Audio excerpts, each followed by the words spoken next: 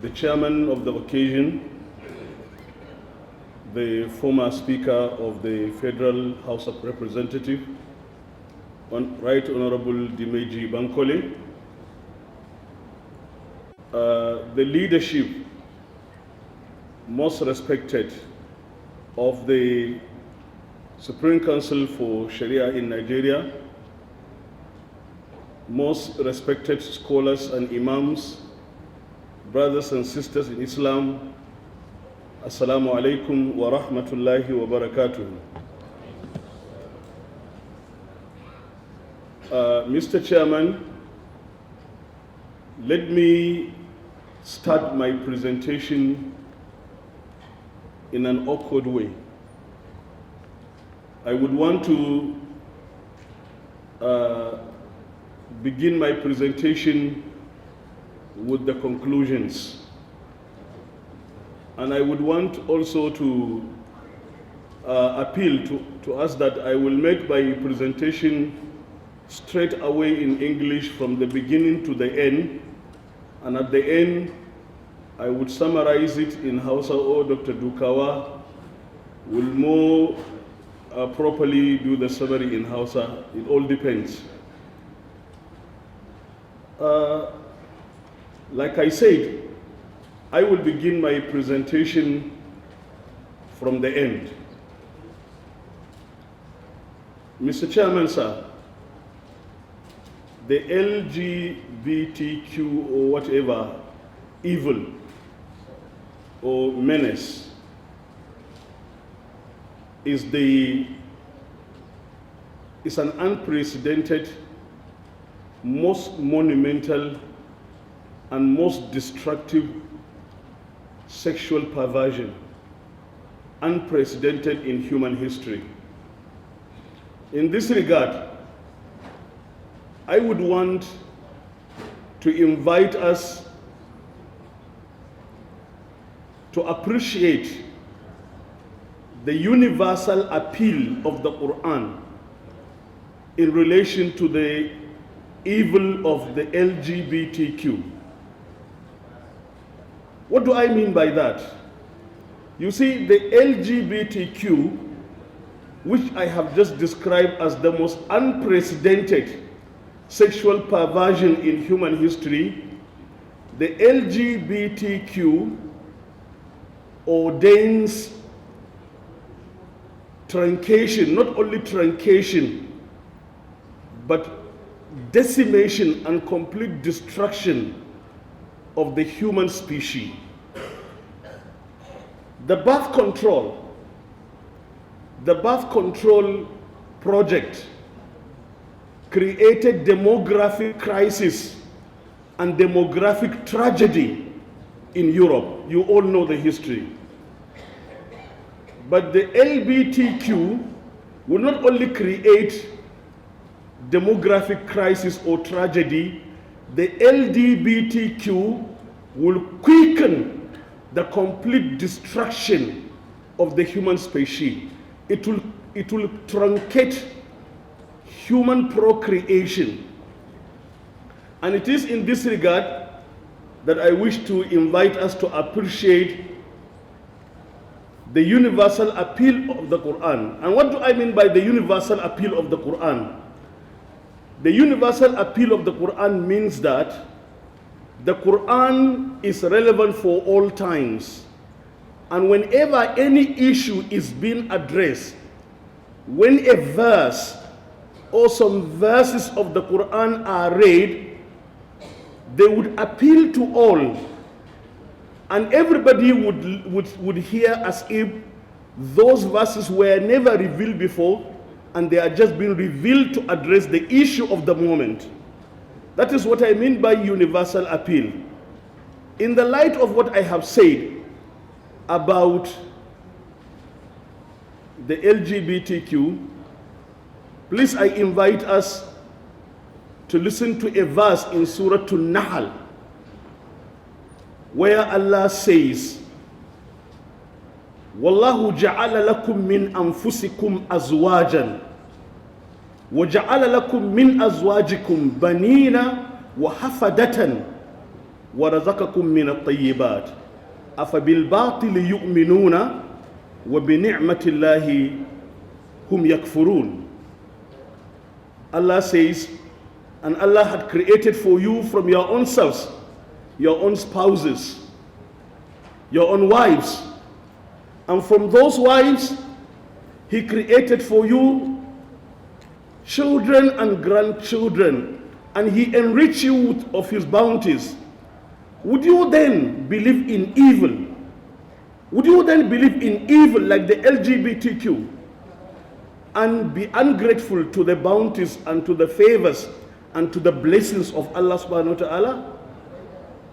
You can see this verse of Surah An-Nahl is as if it is revealed to address the LGBTQ evil. What about the mentality of the LGBTQ protagonists? Also from the perspective of the Quran, you would see as if the Quran was addressing the same group of people when He says, أَمْ تَحْسَبُ أَنَّ أَكْثَرَهُمْ يَسْمَعُونَ أَوْ يَعْقِلُونَ إِنْهُمْ إِلَّا كَالْأَنْعَامِ بَلْ هُمْ أَضَلُّ سَبِيلًا. Or like the verse in Surah Al-A'raf, وَلَقَدْ ذَرَأَنَا لِجَهَنَّمَ كَثِيرًا مِنَ الْجِنِّ وَالْإِنسِ لهم قلوب لا يفقهون بها ولهم أعين لا يبصرون بها ولهم آذان لا يسمعون بها أولئك كالأنعام بل هم أضل أولئك هم الغافلون. Now, like I said, I would want to begin my presentation from the end. This eventually is going to be my conclusion, inshallah. My presentation, therefore, is going to proceed in this way. First, there will be an introduction. Then I will talk on gender politics. What does the LGBTQ stand for? What are the ways the idea of LGBTQ is being spread and propagated in the world today? We will undertake a review of homosexuality laws across the globe, and then we will specifically look at the Islamic stand on LGBTQ. This will be followed by what should be our tasks, what should be our obligations in confronting the challenge of the spread of the LGBTQ. And then we will have our conclusions. Again, I would want to make my presentation from the convergent thinking approach. What is the convergent thinking approach? Looking at the bigger picture of an issue before you come and narrow down to look at it from the specific perspective. So, in this regard, first of all, I made an attempt to situate the LGBTQ issue within the context of the clash of civilization theory. Around the the 1990s, when the Soviet Union collapsed, there emerged a unipolar power in the United States of America. And then the talk of the New World Order began. We witnessed the rise of American imperialism and the so-called phenomenon of globalization.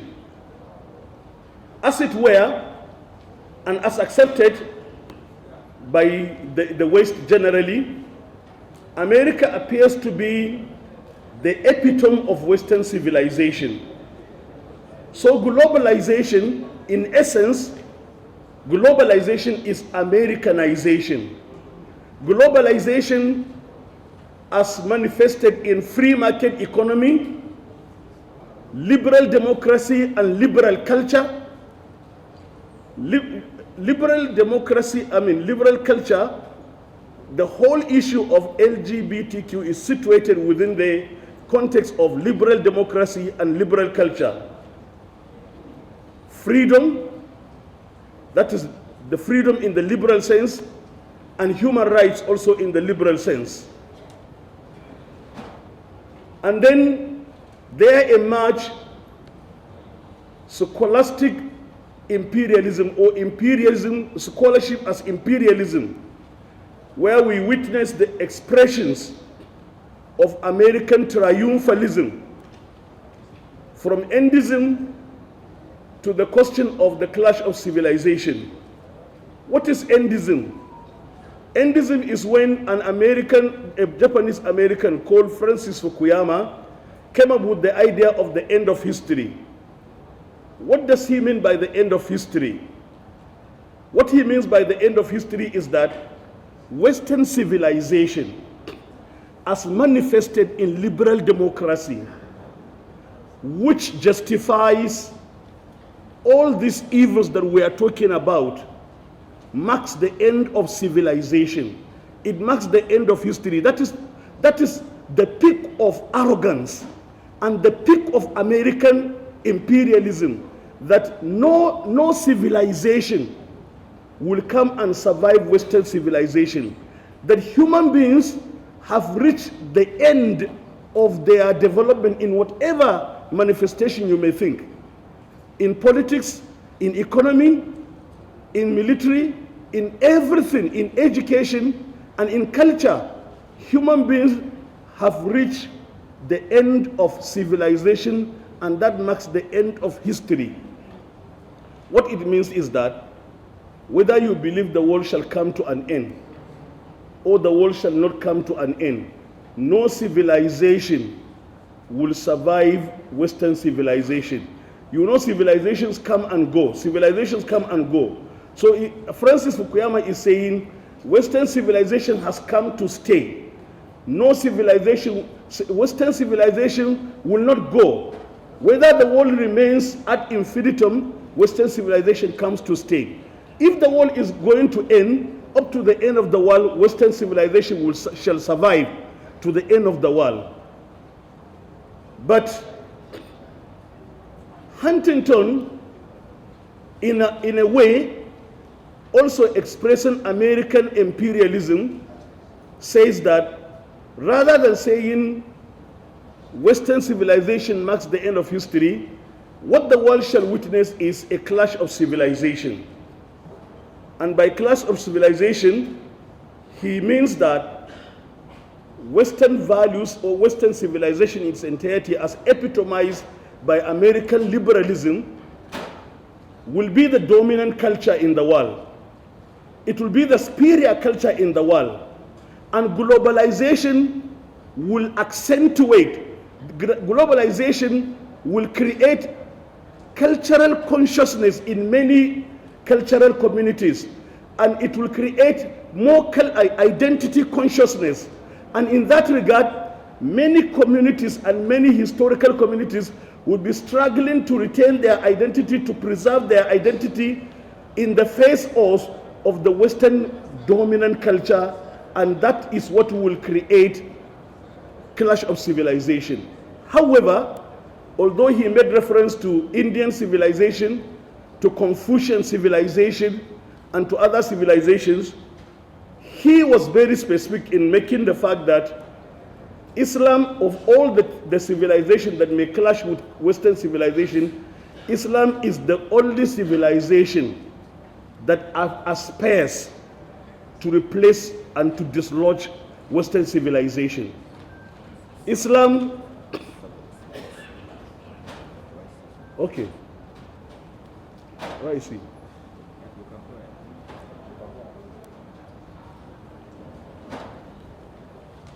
Islam is the only civilization that has a universalist appeal, and it has a globalist appeal, and therefore it is the only civilization that would eventually challenge Western civilization. So in essence,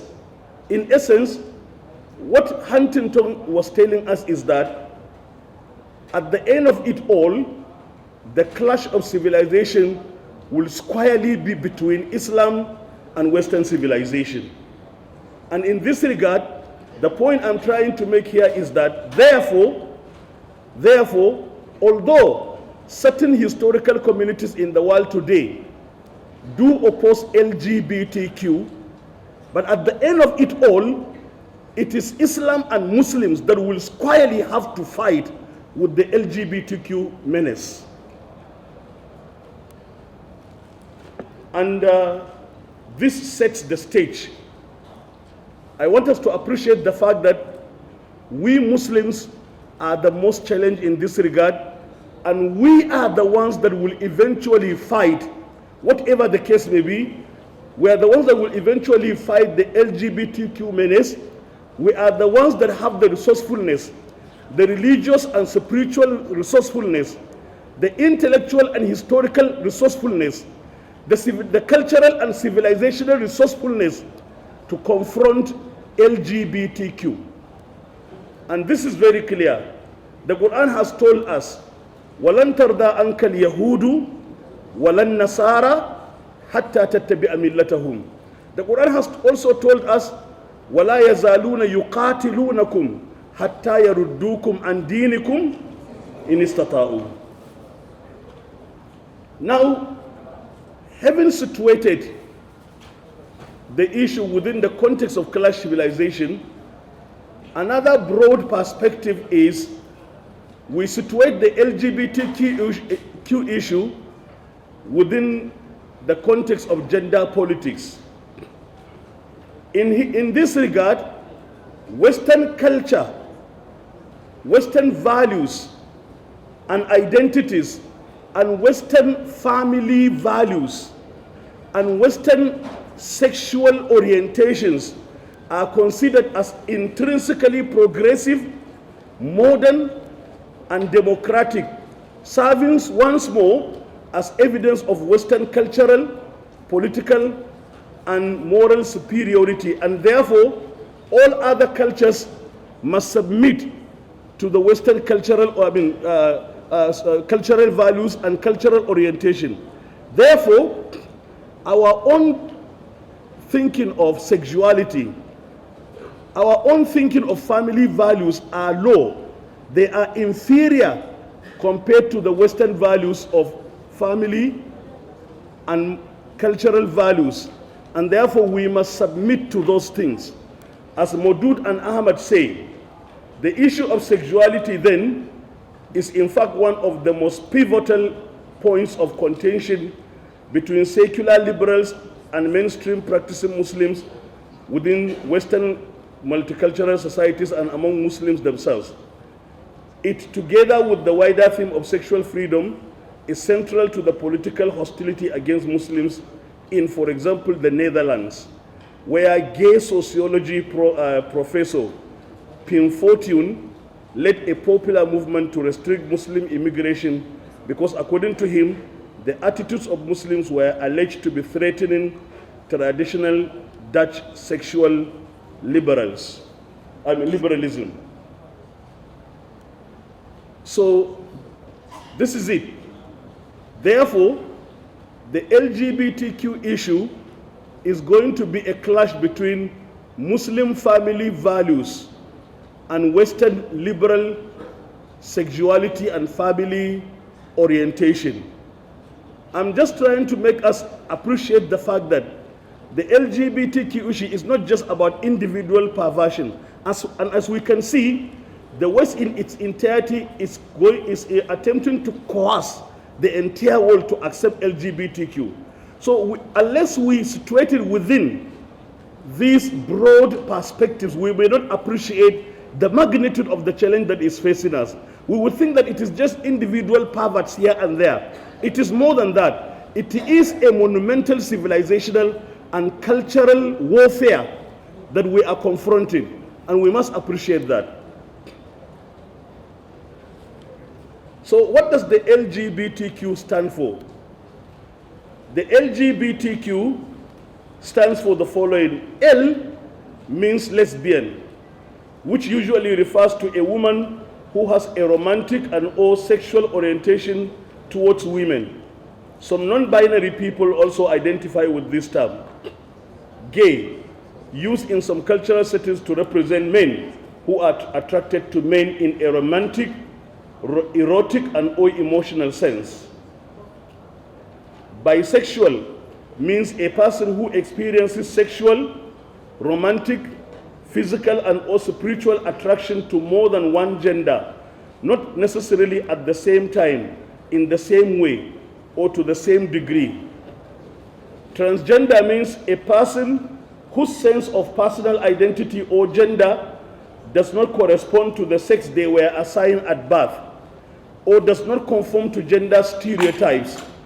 Sexual orientation varies and is not dependent on gender identity. So these are the people who think that as boys, they were wrongly assigned to male, female or male organs at birth.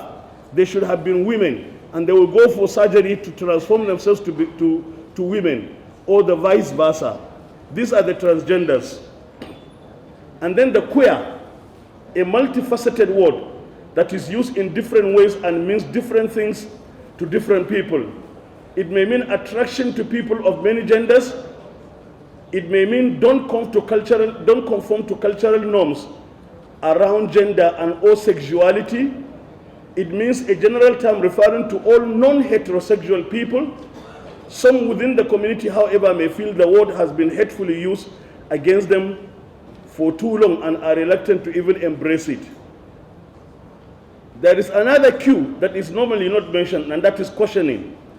This questioning is an individual who is unsure of and or exploring their gender identity or sexual orientation. They are not sure whether they should be males or they should be female. So they are questioning their gender. Then there is the intersex, which is an umbrella term that describes people born with any of 30 different variations in sex characteristics, including chromosomes, gonads, sex hormones, or genitals, and the rest. Then there is also the asexual. Asexual means a person who experiences little or no sexual attraction to others and or a lack of interest in sexual relationships or behavior. They may or may not experience emotional, physical, or romantic attraction. Asexuality differs from celibacy in that it is a sexual orientation, not a choice.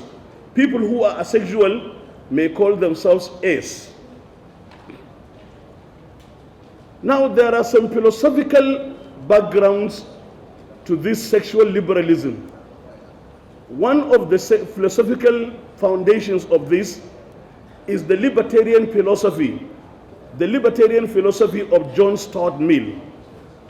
John Stuart Mill is a British libertarian philosopher. What are the gist? What are the main ideas of the libertarian philosophy? John Stuart Mill argues that, look, men are born free. Human beings are born free.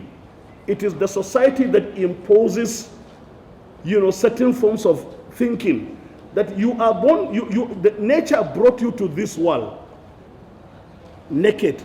That even dressing, putting on dress is limitation of human freedom. And then in that regard, when you are assigned sexual roles, that you as a man, you are the head of the family, and the woman is your follower, that is because the society imposes that. Otherwise, nature has brought you to this world free.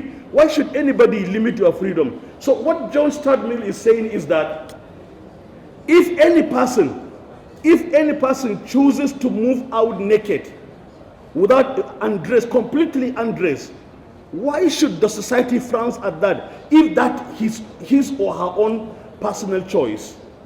And we can see that in America today, we can see a clear adoption of this kind of thinking, whereby in Miami State, for example, it is free for anybody to express his own sexual orientation, even in the public, in university campuses, in train stations. If a man and a woman intends to have sex in public, why should they be stopped? If homosexuals want to mate, in public.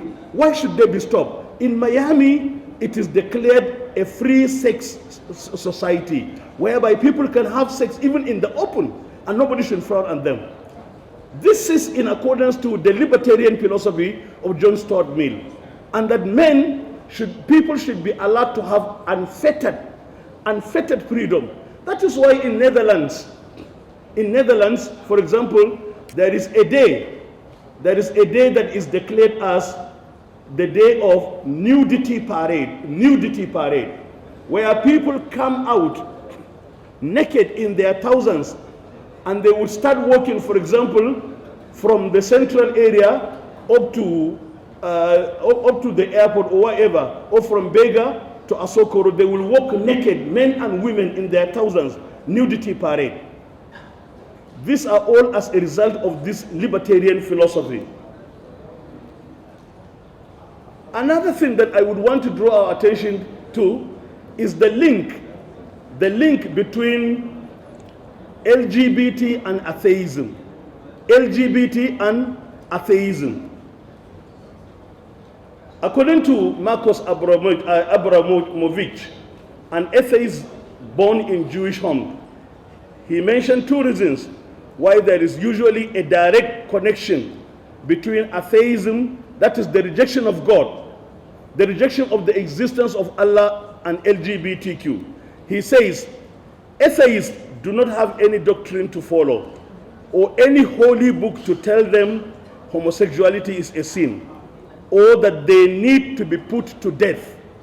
Since they don't believe in God, they don't believe in any holy book, therefore it is very easy that homosexuals are commonly atheists, or it is very easy that atheists are commonly homosexuals, or LGBTQs.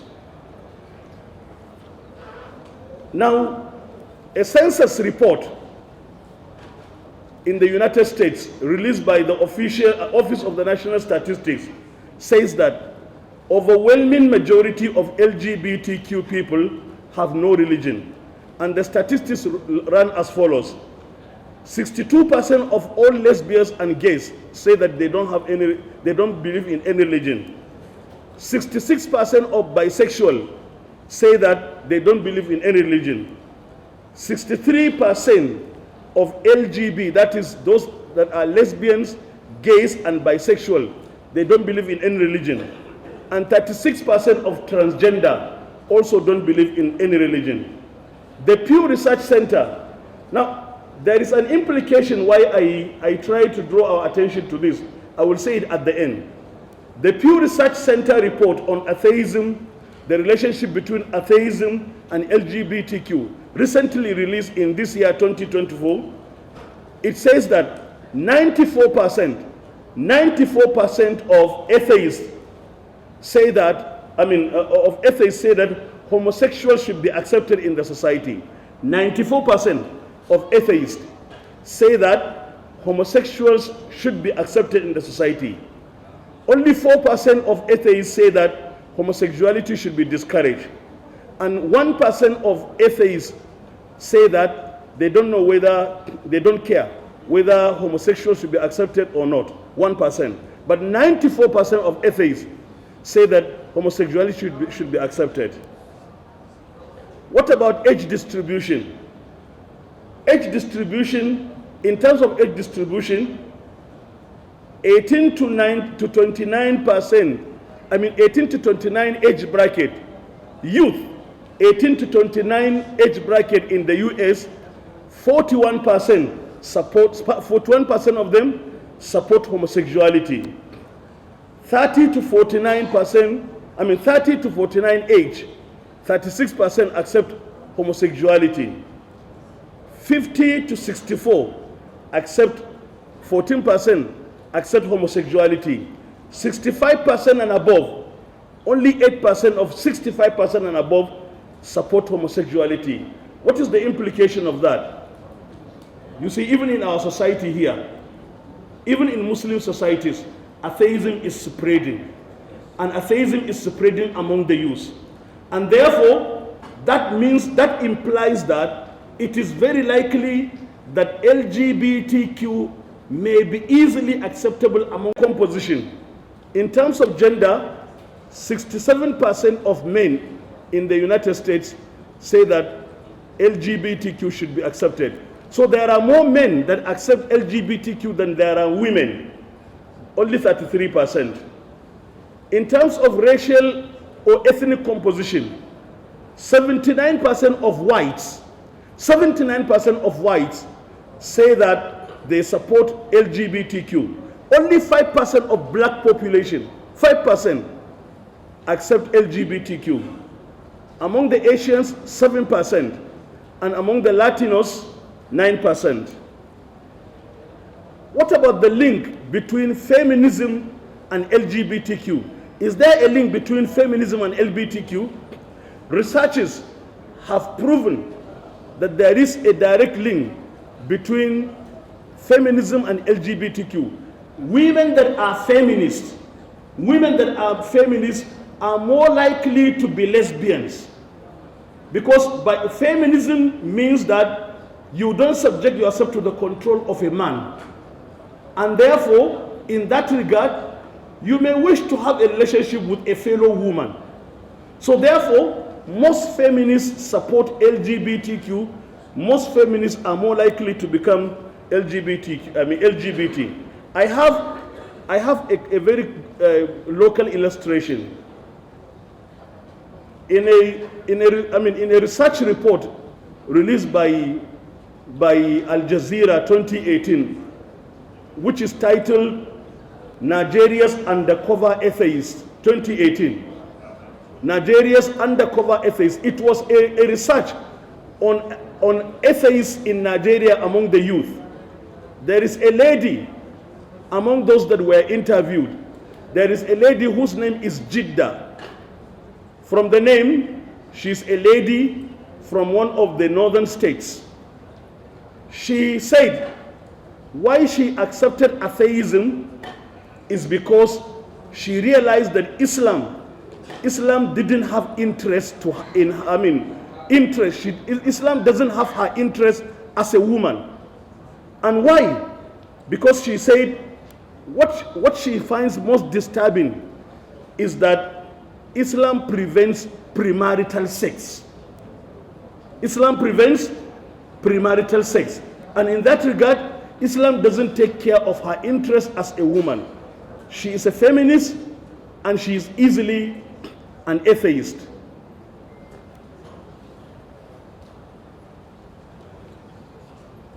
Now, we have already looked at LGBTQ from the perspective of the Quran, that the LGBTQ in the perspective of the verse in Surah 13 is the complete debasement of humanity. Complete debasement of humanity, that Allah says, ثُمَّ رَدَدْنَاهُ أَسْفَلَ سَافِلِينَ. And LGBTQs are animals in human skin, which we read the verse, أَمْ تَحْسَبُ أَنَّ أَكْثَرَهُمْ يَسْمَعُونَ أَوْ يَعْقِلُونَ.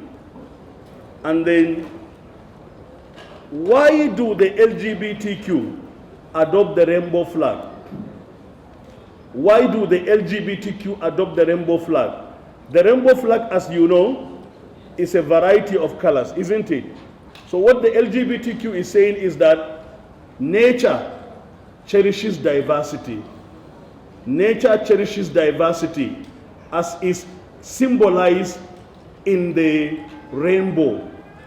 And therefore, what humanity should accept is that humanity should accept diversity. If a person chooses to be a lesbian, or if a person chooses to be a gay, or if a person chooses to be a transgender, or whatever a person chooses to be, it is nothing but the diverse nature of creation, which nature itself cherishes. And therefore, why should any society frown at any person that chooses a particular sexual orientation? And hence, what symbolizes the LGBTQ is the rainbow, which presents different colors, and which is a natural phenomenon. And that is how nature is. That nature is about varieties. And therefore, even human societies, may be various. Ironically, when you read the writings of some Muslims, perverted, misguided Muslims that support LGBTQ, some of them even go to the extent of quoting the verse or the verses in Surah Fatir. Alam tara anna Allah anzala min as-sama'i ma'an fa akhrajna bihi thamaratin mukhtalifan alwanuhu wa min al-jibali judadun bidun khumurun mukhtalifun alwanuhu wa gharabi busud wa min an-nasi wad-dawabi wal-an'ami mukhtalifun alwanuhu kadhalik innama yakhsha Allah min ibadihi al-ulama. So they say nature cherishes diversity, and therefore we should accept people of different sexual orientations in the society.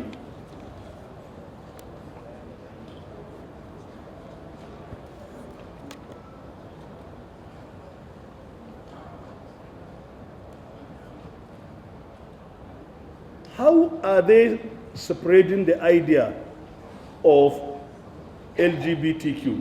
They follow different means. Number one, they do it through educational institutions, through the principle of catch them young.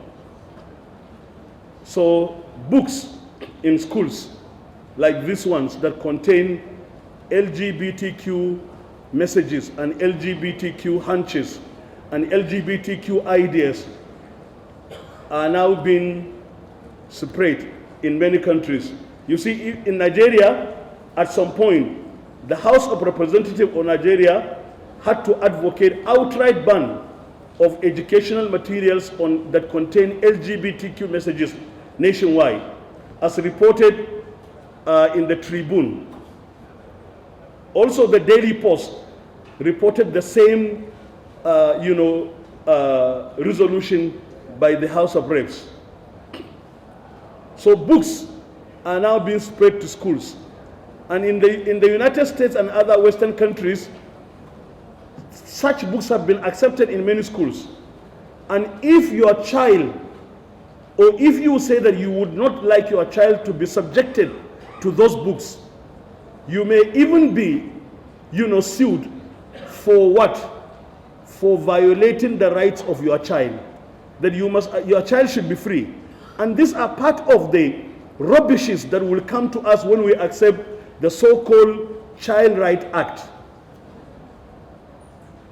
Another thing is by giving awards to LGBTQ protagonists and making them celebrities in the society, whereby young people will be attracted to them. That is another way. Another way is making world leaders to make pronouncements that support LGBTQ, like the statement by Ban Ki-moon, which I quote here. No doubt, deeply rooted cultural sensitivities can be aroused when we talk about sexual orientation. Social attitudes run deep and take time to change, but cultural considerations should not stand in the way of basic human rights. So LGBTQ is aspect of basic human rights that we should not stand by against it, or we should not, prevent it. And in a way, the United Nations as an institution, United Nations organs, in a way, they have always given tacit approval to LGBTQ. We shouldn't be oblivious of that. We see academic revisionism. We see Muslim academics that have written books in support of LGBTQ. For example, a book, Sexual Ethics and Islam. Another book is Islam and Homosexuality. These books are written in 2 volumes. What this may tell us is that if we are just sitting down, let us know that these people are working, and they have gone to the extent of writing books that are, you can say, academically challenging, but full of fallacies, spreading LGBTQ. And our children, our younger ones, will come to read these books and they may be influenced by them if we don't write other books countering them.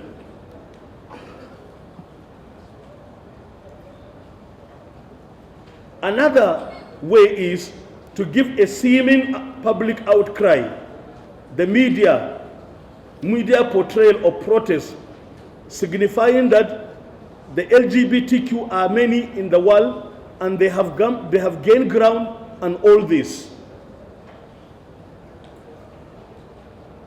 Now, one important issue is the economic and political sanctions, LGBTQ as imperialism.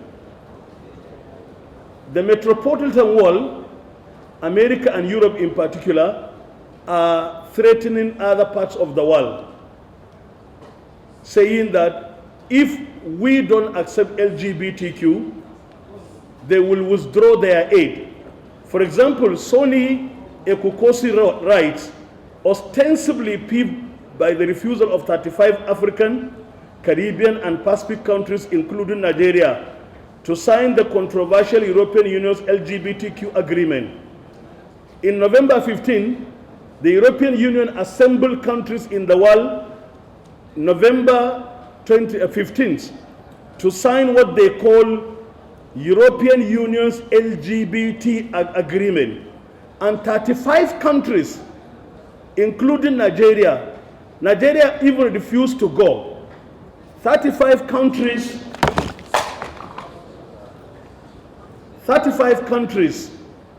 actually rejected, including Nigeria. So the European Union goes on to say, it gives out threat. The threat was issued in Brussels on November 24, saying that any African,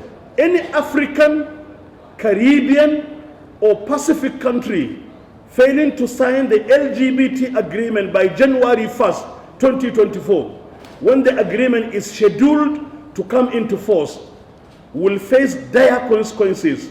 These consequences include the denial of EU funding, development assistance, and program implementation, and so on and so forth.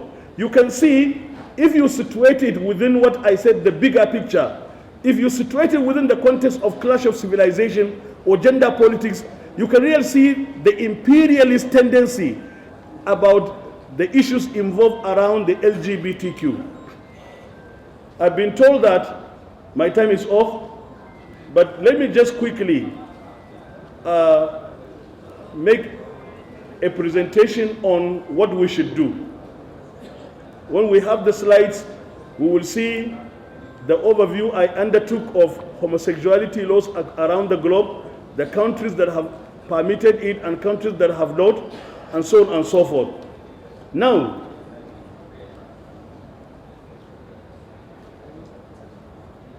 what should we do? We have no doubt homosexuality is condemned in Islam.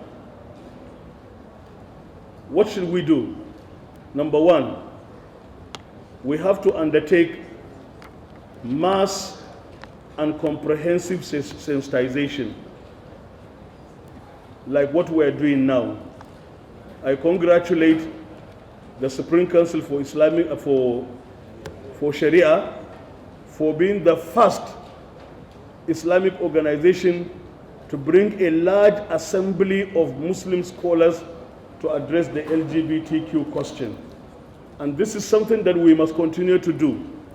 This sensitization should cover different segments of the Muslim society. We should continue to sensitize Muslim scholars and imams.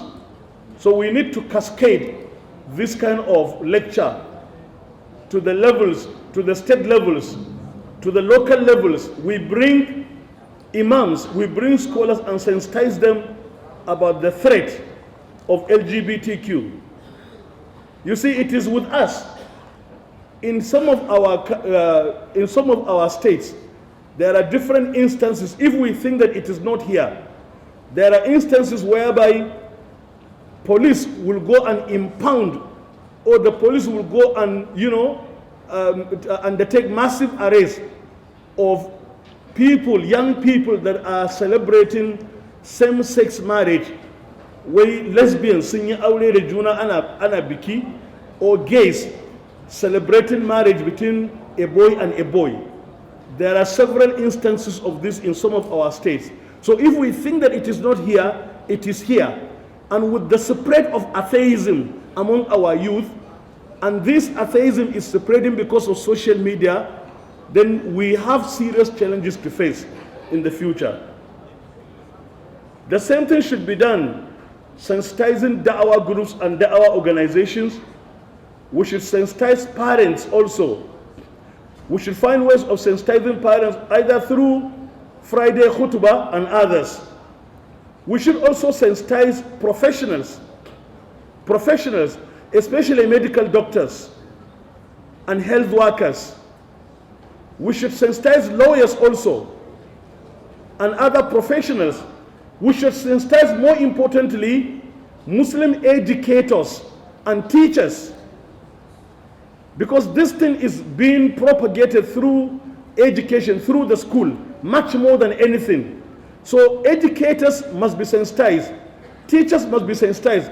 We should find mechanisms for sensitizing our teachers on LGBTQ.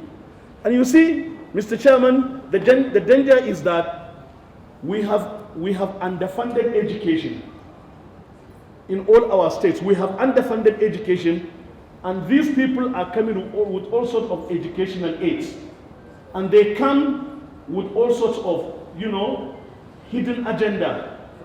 Very recently, there was an uproar against the Agile and some other kinds of things. They have come in different names, and they are coming with money, and we take all that they bring because they come with the money. Saboda bango ya kare ya zage kadangare yana samun mashiga. So we have to be very careful. Again, we need to sensitize women groups and youth groups. We need to sensitize politicians, especially the legislators, who may be, coerced into accepting certain things and making legislation on certain things that are inimical to our faith and our values. We should sensitize the CBOs and the CLOs, that is civil community-based organizations, and CSOs, that is civil society organizations. But again, most importantly, we should embark on book development project. We need to gather funds, to commission people to write textbooks, reading times, and most especially electronic books, Mr. Chairman, because the issue is about addressing the younger ones, the so-called millennials. We have seen in the statistics, 18 to 29 age brackets accept homosexuality. Now, these younger ones, they don't even read books. They are not even acculturated to books or attuned to books. They are more, attuned to electronic materials. So we should find ways of engaging the so-called millennials, the Generation Z, Generation Alpha, that are much more used to social media engagements. Social media platforms should be created against LGBT. We should create pages, social media pages against LGBT. We should develop social media content against LGBT in order to address these issues. And then I think, more seriously, we need to alleviate poverty in our society. We need to alleviate poverty, because poverty is playing a great factor in, leading some people to such kind of perversions. And then we should undertake, in addition to sensitization, capacity building for imams, for Muslim academics and Muslim scholars, to find the intellectual capacity to address the arguments, the pseudo-scholastic arguments, the pseudo-academicalism of the LGBT protagonists. You need to have the intellectual capacity to address those issues. Wallahu ta'ala alam, aqulu qawli hadha, وأستغفر الله العظيم لي ولكم والصلاة والسلام على رسول الله والسلام عليكم ورحمة الله وبركاته. farko na ce a tarihin ɗan adam babu halaka da ta fuskanci ɗan adam irin wannan halaka ta LGBTQ, kuma na yi ƙoƙarin wato kiran mu nizarci halakar da ke cikin LGBTQ ta mahangar wata aya ta alƙur'ani mai girma ta cikin suratu an-nahl. Saboda abin da nake cewa shine babu abin da yake barazana ga 'yan adam kamar wannan harka ta LGBTQ, domin abin da LGBT ke nufi in suka samu gindin zama shine karewar jinsin ɗan adam. Jinsin wato halaka ce ga jinsin ɗan adam, saboda ba za a ci gaba da haihuwa ba in dai wannan halaka ta samu gindin zama a cikin al'umma. Ba za a ci gaba da haihuwa ba, don haka jinsin ɗan adam zai shiga halaka. Kuma nake cewa harkar birth control wato hana haihuwa ta haifar da mummunar makoma dangane da adadin jama'a a ƙasashen turai. To amma halakar da LGBT za ta kawo ta ninninka irin halakar da birth control ta kawo wato a ƙasar turai. Don haka muka kalli abin a mahangar ayar suratun nahl da Allah ke cewa wallahu ja'ala lakum min anfusikum azwajan wa ja'ala lakum min azwajikum banina wa hafadatan wa razaqakum min at-tayyibat afa bil batil yu'minuna wa bi ni'matillahi hum yakfurun, da dai sauransu. Sannan sai muka nazarci wato wannan barazana ta LGBTQ a faffadar mahanga ta cewa ya kamata mu sani cewa wannan matsala ta LGBTQ ba matsala ce kawai ta wato ɗaiɗaikun mutane waɗanda suke wato suka zaɓa wa kansu ta farkin halaka ba. A'a, wato matsala ce da dole mu kalle ta a matsayin wato arangama ta al'adu da arangama ta aƙidu. Arangama ce ta aƙida, arangama ce ta al'adu tsakanin duniyar musulunci da duniyar ƙasar turai. Kuma saboda su a wajensu suna ganin cewa aƙidarsu ko aƙidunsu da al'adunsu su ne maɗaukakan aƙidu, su ne maɗaukakan al'adu. Mu aƙidunmu da al'adunmu makaskanta ne, don haka dole mu yadda mu amince mu karɓi irin aƙidunsu da al'adunsu, mu ajiye namu. Ta wannan fuska, ta wannan mahanga ya kamata mu kalli wannan. Don haka in muka fahimci wannan barazana ta wannan fuska, za mu gane cewa jan aiki ne a gabanmu, ba wai aiki ne na fuskantar ɗaiɗaikun mutane waɗanda suka zaɓa wa kansu ta farkin halaka ba. Magana ce ta wato gwagwarmaya tsakanin alhaqqu wal batil, tsakanin musulunci da duniyar kafirci. Sannan sai ne magana akan irin yanda wannan harka ta LGBTQ take da alaƙa da aƙidar kore Allah ko aƙidar rashin yadda da addini ma gaba ɗaya, da aƙidar rashin yadda da Allah, cewa akwai alaƙa tsakanin wannan aƙida da wato misali wannan tafarki na LGBTQ. Kuma mun kawo alƙaluma da suka tabbatar da cewa mafiya yawan waɗanda suke goyon bayan LGBTQ ko kuma suke shiga, za ka samu mafiya yawansu waɗanda suke sun ce su ba su yadda da Allah ba ne, ko kuma ba su yadda da addini ba, ko ba su da wani addini. Haka kuma na yi ƙoƙarin fito da alaƙa da ke tsakanin aƙidar wato gwagwarmaya ta 'yancin mata da wato LGBTQ, cewa nan ma akwai alaƙa mai ƙarfi tsakanin aƙidar gwagwarmayar 'yancin mata, cewa yawanci mata da suke da aƙidar cewa dole a yi gwagwarmaya don sama wa mata 'yanci, mafiya yawansu suna goyon bayan LGBTQ da sauransu. Sannan sai muka yi bayani kuma akan hanyoyin da wato suke yada LGBTQ. Hanya ta farko ita ce hanyar ta yaya za a samu yara tun suna ƙanana a cusa musu wannan aƙida, don haka suna amfani da makarantu, musamman hanyoyin wato ainihin misali abin nan wane ne littattafa da suke fitowa da su yanzu a cikin littafin ingilishi misali, ko littafin social studies, ko littafin biology, ko littafin wato geography, ko wani irin subject ne sai a ɗan cusa ɗan wani abu alhamdulillah, sai a ɗan cusa wani abu na aƙidar LGBT. Please pay attention to the lecture, because there are a lot of discussions going on the sides which distracts the attention of most of our ulama. So please, just listen it. This is very important message is passing. And if you are talking to your colleague by the side, certain points might go out of your attention, and you might distract others also.